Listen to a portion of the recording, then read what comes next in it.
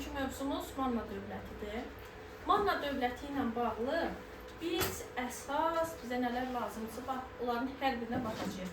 Həm illərə, həm hadisələrə diqqət edəcəyik. Başladıq. Manna dövləti.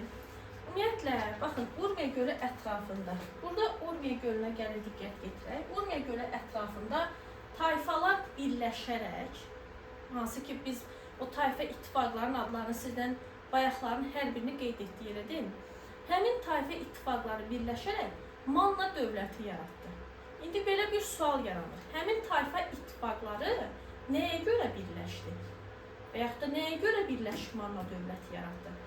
Burada əsas məqam sosial-iqtisadi inkişafdır. Qonşu ölkələrlə ticarət əlaqələrinin genişlənməsidir. Baxaq, görək hansı qonşu dövlətlər var? Hansı qonşu dövlətlər var? Urartu, Aşur, bu tərəfdə Midiya və Babil ərazisi ilə və yaxud da Babilistan dövləti ilə qonşuluq münasibətlərinin qurulması əsas gətirir ki, o qonşuluq əlaqələri dövlət yaranmasına bir təsir göstərir. Və o cümlədən işğalçı müharibələr.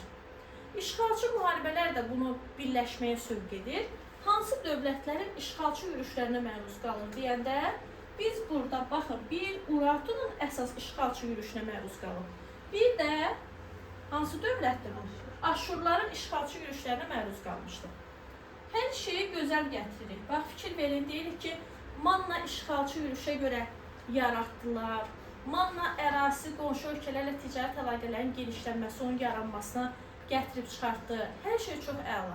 Gəlin baxaq, bu dövlətin yaranması haqqında ilk məlumat da vaxt verilib.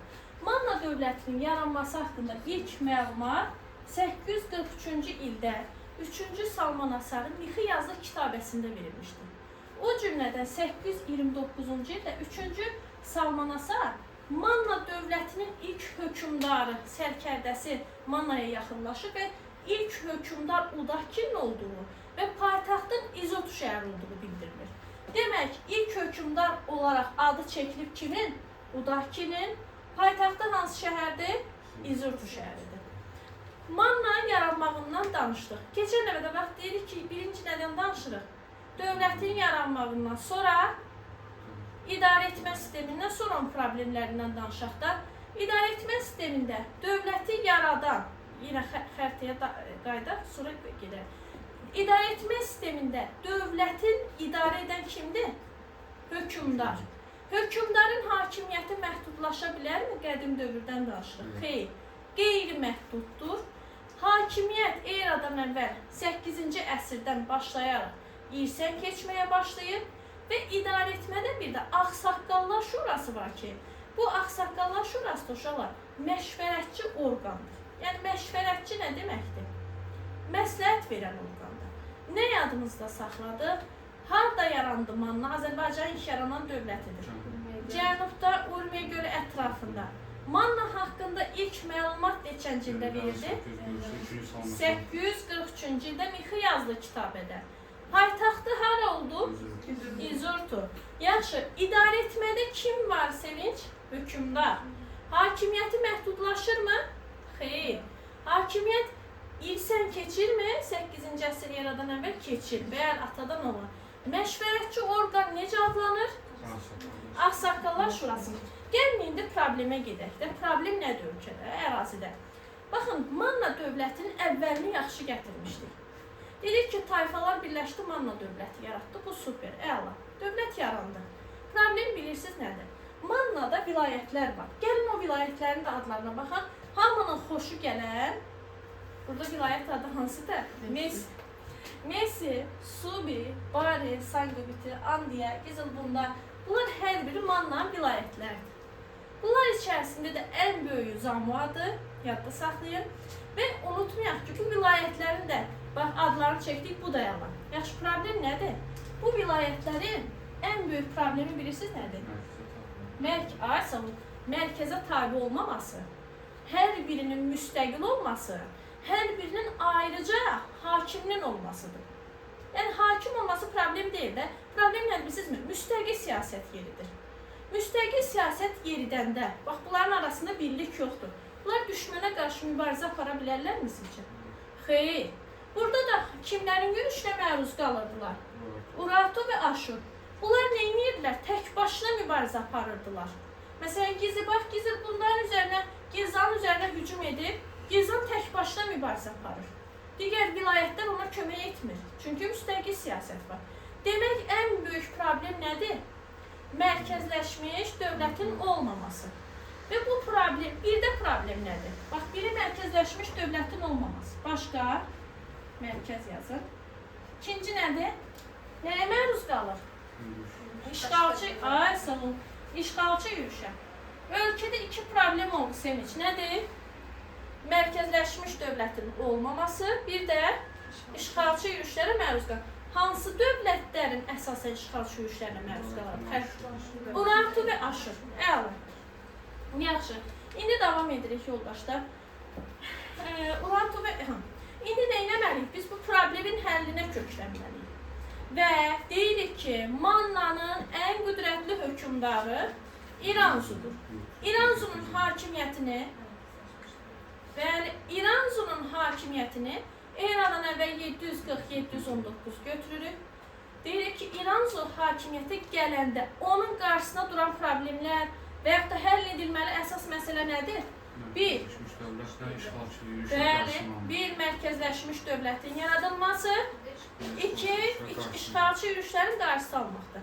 Mərkəzləşmiş dövləti görək nə cür yaratdı? Bax, bunu keçək. Baxın, mərkəzləşmiş dövləti yaratmaq üçün o vilayət hakimləri var idi. Mənəm deyirdi. Mən müstəqiləm deyirdi. Hər şeyi mən bilirəm deyirdi. Həmin hakimləri vəzifədən azad etdi. Bəs bu vilayətləri kimləri götürdü? Bax, C yazırıq. Kimlər göndərdi? Canişinlər. Hansı ki, bu canişinlər hara tabi olmalıdır? Mərkəz haradır, yoldaşlar? İzurdur. Bəli. Və bu cür mərkəzləşmiş dövlət yaratdı mı? Yaxşı, sizcə bu siyasət hakimlər tərəfindən bəyənilərmi? Bax, gəlirsən hakimlər. Yox, sən özün ay, sağ ol. Onda bax, mən İranzuyam. Siz hakimlərsiniz. İşte bax. Düşmən, ay sağ ol. Mənlə düşmənçilik edəcəksiniz. Mənim düşmənimlə dost olacaqsınız. Mənim düşmənim kimdir? Urartudur. Mənim düşmənim Urartudur. Bəli, bax, bu Urartu hökmdarı 1-ci Rusa həmin narazı olan hakimlərdən istifadə edərək, üsyanlar qaldırırdı. Hətta Mannanın deyib, bir neçə vilayəti də Mannadan ayrılmışdı. Bu belə, bunu burada saxlayaq, bu üsyanı deyəcəyik. Üsyanda qalırıq, qaydacıq oldu mu? Bu belə, yaxşı. Bəs İranzu özü hansı dövlətlə yaxınlaşmışdır? Aşurla. Kimə qarşı mübarizə aparmaq üçün? Urartuya qarşı mübarizə aparmaq, bir də öz ölkəsinin bütövlüyünü qoruyub saxlamaq üçün. Aha, düşməni kim oldu axırıncı? Urartu. Həmin Urartu 1-ci Rusa dəstəyi ilə Şahandahıl və Durdukka üsyanı baş verdi. Neçə? 719. Və İranzu da bu üsyanı yatırmaq üçün kimə zəng edir? Kimə müraciət edir? Aşur kimə? Kimə yığır? İkinci Sarqona. İkinci Sarqona zəng edir ki, deyir başqa dönüm. Böyük bir çətinliyin üstə çətinliyə düşmüşük. Üsyan baş verir. Urartu meyilli qüvvələr və yaxud da bunlar bizim öz vilayətlərimizdən üsyan qaldırırlar. Sarqon köməyə gəlirmi? Gəlir və bəli, həmin üsyanda yatırılır. Şahandahıl və Durdukka üsyanı yatırılır. 719-cu il Sevinç həm uğurlu ildir İranzu üçün üsyan yatırır, həm də uğursuzdur. Çünki həmin ildə vəfat edir. Oldu mu? Bunu yadda saxlayırsınız. Gəlirik eradan əvvəl 718-də. İranzudan sonra hakimiyyətə gəlir Azan. Azanın azından yadda saxlayırıq ki, hakimiyyətdə az olur. Neçə il olur? 2 il olur. Neçə il götürəcək? 718, 716 götürəcək. Atasının siyasətini davam etdirir. Yəni Aşurlarla yaxınlaşır o da. Aşurlarla müttəfiqlik münasibətləri davam etdirir. İkinci Sarqonla münasibəti əladır, superdir. Amma Urartu meyilli qüvvələr bundan əl çəkərlərmi? Xeyr. Və bu Urartu meyilli qüvvələr və üsyançılar birləşərək bu kişini eradan əvvəl 716-cı ildə Səhənd dağının ətrafında və yaxud ətəyində hər nəysə yaxınlığında öldürürlər. Öldürəndən sonra bu birinci Rusa Urat hökmdarı hətta Mannanın 22 qalasını ələ keçirərək deyir, Azanın qardaşı Ulusunlu hakimiyyətə gətirirlər. İndi bax bu Ulusunlu hakimiyyətə gətirən kim oldu? Urartu. Ona görə də Uratun elində olacaqdır da. Ona görə hara meyil edir Ulusunlu? Urartuya meyil edir, bəli. Urartuya meyil edir və bunu eşidib qəzəblənən kim olacaq? İkinci Sargun, bəli, Aşur hökmdarı. Deyir ki, ay başqa dönüm, sənin atan bizlə müttəfiq olur, qardaşın bizlə müttəfiq olur. Sən niyə bizdən müttəfiqlikdən üz döndərirsən? Biz elə qədimdən demək, yəni belə deyək də, yəni müttəfiqlik münasibəti olub da uzun müddət. Belə olan halda qəzəblənən Sargun hücum edib, haranı dağıdır? Paytaxtı. Paytaxt haradır 716? İzirtunu dağıdır və deyir ki, Ulusunlu bağışlayır. Atasına görə, qardaşına görə bağışlayır və Ulusunu yenidən Manna dövlətini idarə edir. Amma bu dəfə artıq kimlə müttəfiqdir? İndi bu dəfə Aşurla müttəfiqdir. Bəli, doğrudur. Amma ikinci Sargonun bir də var böyük hərbi səfəri, böyük hərbi yürüşü. Böyük hərbi yürüşü neçənci ildədir? 714-cü ildədir. Böyük hərbi yürüşdə gəlməkdə məqsədi öz mövqeyini Mannada möhkəmləndirsin, xəracın vaxtında göndərilməsini təmin etsin. Bəli, Uratunun təcavüzündən Mannanı bir dəfəlik xilas eləsin deyə və yaxud torpaqları geri qaytarsın deyə və gəlir və eradan əvvəl 714-cü ildə Ulusun ilə Sirdaqqa sövdələşməsi imzalanır. Həmin Sirdaqqa sövdələşməsinə əsasən razılıq əldə olunur. Razılığa görə deməli Sargon Mannanın Urartu tərəfindən işğal edilən torpaqlarını geri qaytarır və həqiqətən də bunu yerinə yetirməyə bacarır. 714 bundan yekunlaşırıq, keçir indi Ahşerinin hakimiyyəti dövrünə. Baxaq indi Ahşeriyə.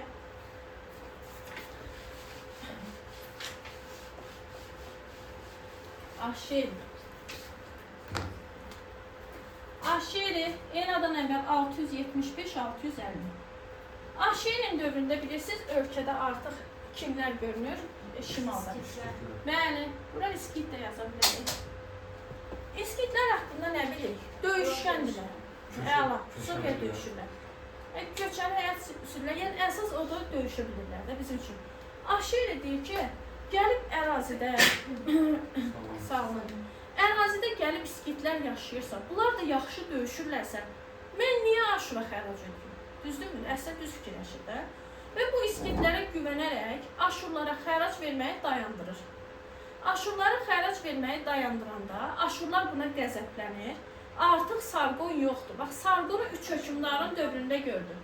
Hansının dövründə gördük Sargonu? Aylin. Sargon. İranzu, Aza, Ulusunu. Ahşerinin dövründə Aşurbanipaldır. Bəli. Aşurbanipal da o ikinci Sargonun elədiyini eləyir. Hansı ki, eradan əvvəl 650-də hücum edərək haranı dağıdır? İzirtunu dağıdır. Bəli. Və Aşurbanipal ölkədən çıxan kimi cəmaat da Ahşerin üstünə qaldırıb öldürür. Deyir ki, sakit yaşayırdıq da, yəni sən elədin, nə elədinsə, Ahşerini öldürürlər. Ondan sonra gələn hakimiyyətə Uali artıq atasının etdiyini etmir. Yəni, əvvəlki belə deyək də, o hansı ki İranzu, Aza necə dostluq münasibəti qurmuşdu, müttəfiqlik münasibəti qurmuşdu Aşurlarla, yəni o müttəfiqlik münasibətləri bərpa edilir. Yəni belə deyək. Amma biz görünən odur ki, Manna dövləti güclənən Midiya dövləti ilə rəqabət apara bilmir və ən sonda həm Manna, həm İskitlər, həm Urartu eyni vaxtda, yəni 590-cı ildə süqut edir. Oldu mu? Bunu yadda saxlayacaqsınız. İndi o sizin neylədinizə qoyun, Manna dövlətindən axırlarına baxaq. Elə aşağıdan şey. Evet, bir dənə çevirin. Çevirin. Buranı izah azamı getdi. Bunda getdi. Əla. İndi bir də çevir. Əla. Burada biz Burada biz Manna ilə bağlı, bax, dağlıq ölkədir, əhalinin əsas məşğuliyyəti əkinçilik, maldarlıqdır, türk dilli tayfalar məskunlaşıb burada. O cümlədən burada bir də xüsusilə qeyd etməliyik ki, 1956-cı ildə Robert Dyson'u demişdim, Dyson filminə yadda saxlayın. Robert Dyson, hansı ki İranlı arxeoloqla birlikdə apardığı arxeoloji qazıntılar nəticəsində Həsənlidə tapılmışdı qızılcam, hətta kişinin qızılcamdan şəkli var. Qızılcam, parça qalıqları və iri şərab küpləri tapılıb, Siriyədə də qızıl və gümüş qədəhlər tapılmışdı. Dini nədir? Çox tanrılıqdır, yadda saxlayın. Günəş, külək tanrılarına sitayiş edirdilər. Əfsanəvi varlıqlar da burada Qrifonla Sfinksdir. Burada yadda saxlayın bunu da və ən əsası Mannalılar həm heroqliflə tanış olublar, həm də mixi yazdan istifadə edirlər. Oldu mu? Manna dövləti bu qədər. İndi Manna testlərinə baxacağıq.